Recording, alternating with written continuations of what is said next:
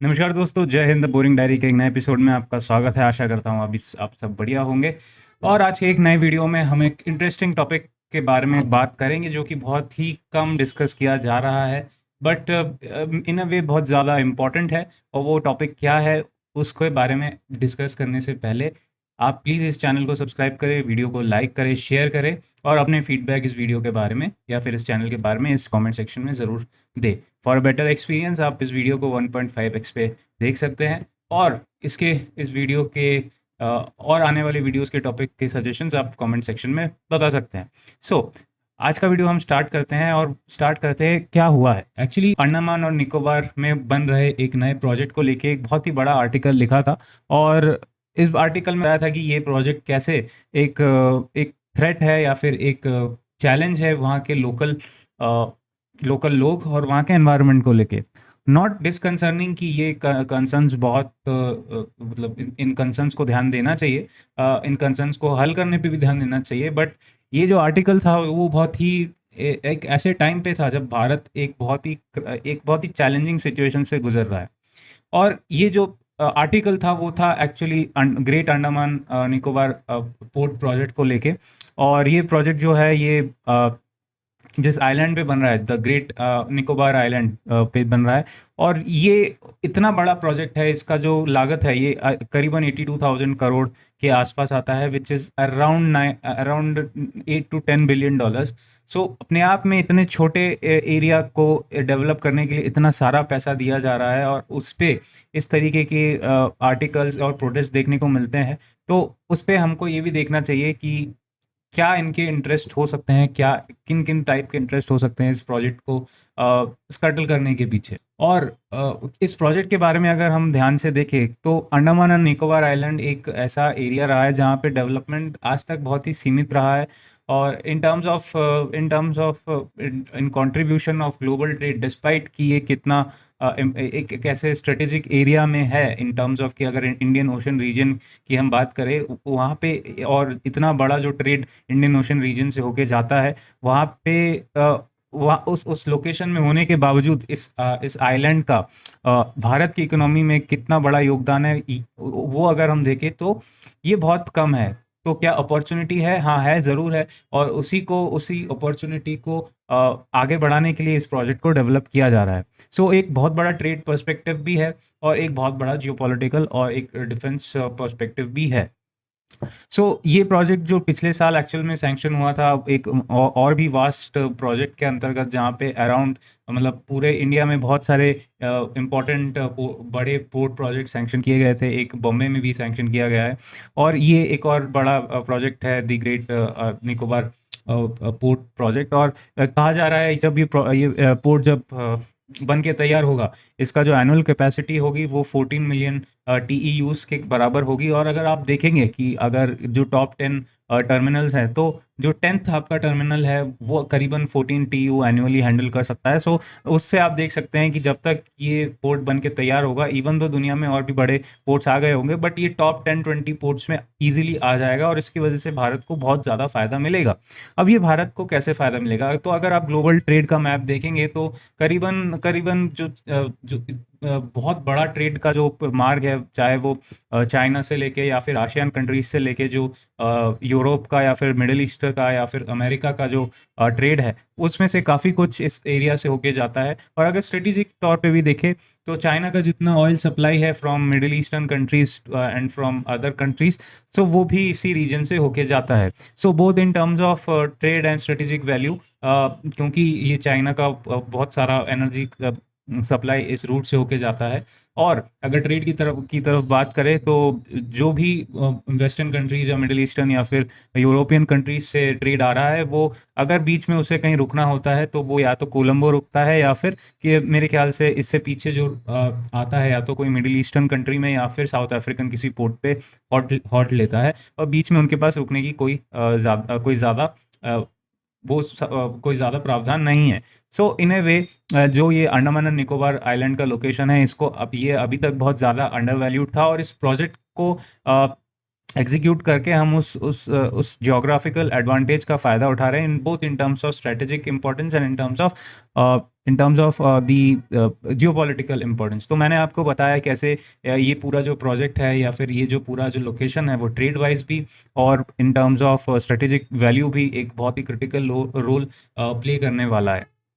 अगर हम और आगे बढ़ के देखें और थोड़ा जो ट्रेड वाला पर्सपेक्टिव से अगर हम देखते हैं उसमें और थोड़ा डीप डाइव करेंगे, तो मैंने जैसे आपको बताया कि 14 मिलियन टीयूज का जो कैपेसिटी है वो ये ऐड करेगा। और एक और बड़ा प्रोजेक्ट जो बॉम्बे में बन रहा है उसको वो उसमें भी वो भी लगभग इसी के साइज का है। अगर हम देख रहे हैं कि हमें जैसे हम अपना इकोनॉमी बढ़ा रहे हैं और हमारा फोकस धीरे धीरे एक्सपोर्ट और इंपोर्ट पे भी बढ़ रहा है, मोर टुवर्ड्स द एक्सपोर्ट बढ़ाने की बात चल रही है फ्रॉम द पर्सपेक्टिव कि अगर हम make in India for the world वाला जो जो हो सकता है कुछ लोगों के लिए जुमला हो, बट अगर हम देखें कि जैसे जैसे हमारी इलेक्ट्रॉनिक्स मैन्युफैक्चरिंग का आउटपुट बढ़ रहा है, ओवरऑल जो कैपिटल गुड्स का मैन्युफैक्चरिंग का आउटपुट बढ़ रहा है, तो उसको ध्यान में भी देखते हुए हमको हमारी पोर्ट्स को और ज़्यादा एडवांस बनाना पड़ेगा और उनको ज़्यादा कैपेसिटी हैंडल करने लायक भी बनाना पड़ेगा।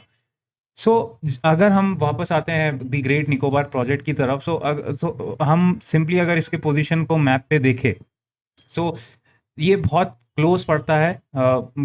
इवन दो अगर हम बोलें ये भारत की टेरिटरी का ही पार्ट है, बट ये बहुत क्लोज पड़ता है मलाक्का स्ट्रेट के पास, जो कि इंडियन नेवी का एक बहुत ही प्रीमियम कह सकते हैं प्रीमियम काउंटर है to counter the presence of the Chinese navy in the region. तो मलाक्का स्ट्रेट एक बहुत ही क्रूशियल पॉइंट है। और अगर हम हमारा ओवरऑल प्रेजेंस भी अंडमान और निकोबार आइलैंड में देखें, तो यहाँ पे करीबन जैसे अगर हम डिवाइड करें north Andaman, middle Andaman, lower Andaman, port Blair, little Andaman, car Nicobar और ग्रेट निकोबार, ऐसे नीचे आ रहे थे, बहुत सारा पूरा एक बड़ा चेन है। तो अगर हम वहाँ पे हमारी मिलिट्री प्रेजेंस भी देखें, तो आपको जो नॉर्दर्न अंडमान है वहाँ पे आपको डिगलीपुर और पोर्ट ब्लेयर में आपको कुछ जैसे Shivpur naval air station Shivpur है और tri service command port Blair में है। और अगर हम नीचे आते हैं निकोबार में, तो कार निकोबार में एक एयरफोर्स बेस है और कमोर्टा में एक INS कारदीप आइलैंड है, जो इंडियन नेवी का एक इम्पॉर्टेंट बेस है। और जो ग्रेट निकोबार आइलैंड में कैंपबेल बे के पास जो है वो हमारा one of the most important naval air station है, वो है national naval air station Baaz, NAS Baaz जिसे कहते हैं। And this is the air station that is looking over the straits of Malacca. और इसीलिए ये बहुत ज़्यादा इंपॉर्टेंट हो जाता है क्योंकि ये भारत का एक इनविजिबल, एक अनऑफिशियल फोर्थ एयरक्राफ्ट कैरियर हम कह सकते हैं, अनसिंकेबल एयरक्राफ्ट कैरियर कह सकते हैं, जो कभी डूब नहीं सकता। इसको अगर हम इकोनॉमिकली डेवलप करें तो ये अपने आप में भारत की इकोनॉमी में बहुत ज़्यादा इंपॉर्टेंट रहेगा। और ओवरऑल अगर हम इसके लोकेशन को देखें, और जैसा मैंने आपके साथ डिस्कस किया कि इस पे जो मिलिट्री हम डेवलपमेंट कर रहे हैं, जो ऑलरेडी बेसिस हैं, और उसके अलावा भी जब इस पे इतना बड़ा पोर्ट आ जाएगा तो वहाँ पे हमारे बड़े नेवल एसेट्स को हम डॉक कर सकते हैं। अपने आप में ये इतना ज़्यादा क्रूशियल हो जाता है ये प्रोजेक्ट कि इसको क्यों आज तक अंडर डेवलप रखा गया, इसका कोई उत्तर नहीं है।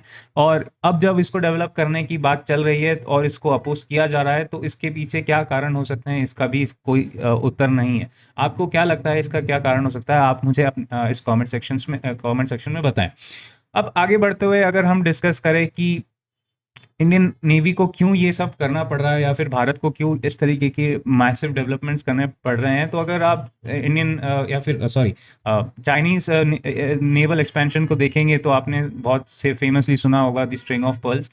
और उसको काउंटर करने के लिए भारत जो भी काउंटर सॉल्यूशंस देख रहा है, उसमें से एक बहुत बड़ा पार्ट ये होगा कि इस आइलैंड चेन को as an unsinkable aircraft carrier and important economic zone develop किया जाए, एक self sustaining economic zone develop किया जाए, ताकि वहाँ पे एक फुल ब्लोन इकोनॉमी वहाँ की अपनी लोकल क्रिएट की जा सके, एंड इन अ वे एक सेल्फ सस्टेनिंग सिस्टम वहाँ पे सेटअप किया जा सके, जो इन terms of in tough times एक हमारे लिए ना सिर्फ एक डेड आइलैंड चेन की तरह हो, बट हमारे लिए एक बहुत बड़ा एसेट हो, जिसकी वजह से जो चाइनीज नेवल फ्लीट है उनको वहाँ आने से पहले 50 बार सोचना पड़े। अगर चाइनीज नेवल एक्सपेंशन की बात कर ही रहे हैं, तो हमने रिसेंट टाइम्स में देखा है कि उनका जो थर्ड एयरक्राफ्ट कैरियर है, जो कि जो कि जिस पे बहुत ही advance J-35 fighters, stealth fighters platformed है, और उसके अलावा जो 4.5 जनरेशन के सुखोइस डिप्लॉयड है। सो अपने आप में हम देख ही रहे हैं कि उनकी जो फ्लीट है इन टर्म्स ऑफ क्वांटिटी वो भी बड़ी होती जा रही है, वो ऑलरेडी बड़ी है, और जो इन टर्म्स ऑफ क्वालिटी है वो भी बड़ी है। So in terms of addressing the challenge of कि किस तरीके से the Chinese navy is expanding, तो हमें वो सॉल्यूशंस लेने पड़ेंगे। जो पहला तो हम ठीक है कि अपना एयरक्राफ्ट कैरियर बनाएंगे, जो सॉल्यूशंस जो एक्विजिशंस के मामले के जो सॉल्यूशंस है वो भी लेने पड़ेंगे, और जो out of the box solution है जैसे कि इस तरीके के कि जो निकोबार आइलैंड है उसको ही एक सॉलिड आंसर की तरह डेवलप किया जाए, that will help us a lot in the long run, not just in terms of strategy but in terms of in terms of economic welfare as well. सो आशा करता हूँ आपको ये वीडियो अच्छा लगा होगा। वीडियो अच्छा लगे तो प्लीज़ चैनल को सब्सक्राइब करें। आपको इस वीडियो के बारे में क्या कहना है, आपका जो भी फीडबैक है आप इस इस वीडियो के कमेंट सेक्शन में बता सकते हैं। नेक्स्ट वीडियो तक के लिए जय हिंद, धन्यवाद, थैंक यू।